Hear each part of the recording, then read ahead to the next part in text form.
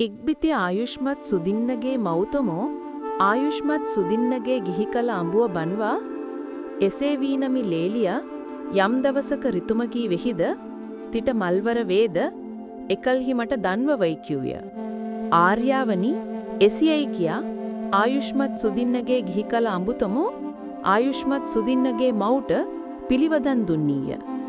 ඉක්බිති ආයුෂ්මත් සුදින්නගේ ගිහිකල අඹුතමෝ නොබෝ දවසකින්ම ඍතුපති වූවාය.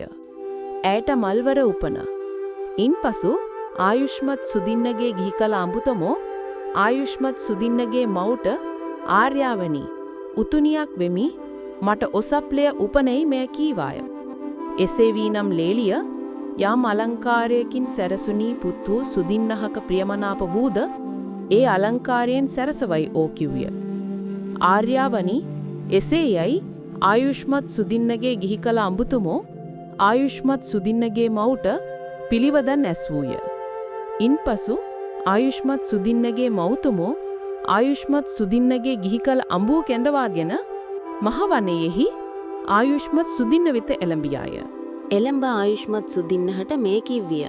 පුත සුදින්න මේ කුලේ ආඩ්‍ය මහත් ධන ඇත්තක මහත් භෝග ඇත්තක බොහෝ රන් රිදී මසු කහවණු ඇත්තක බොහෝ වස්තූපකරණ ඇත්තක බොහෝ ධන ධාන්‍ය ඇත්තක පුතා සුදින්න ගිහි බවට පැමිණ භෝග අනුභව කරන්නටද පින් කරන්නටද හැකිය.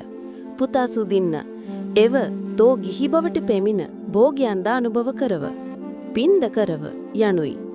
මෑණියනි නොහෙමි නොහැකියෙමි මම ඇලුනෙන් බමසර හැසිරෙමි හේකීය. දෙවනුත් තෙවනුත් ආයුෂ්මත් සුදින්නගේ මව්තුමෝ ආයුෂ්මත් සුදින්නහට මේ කීවාය.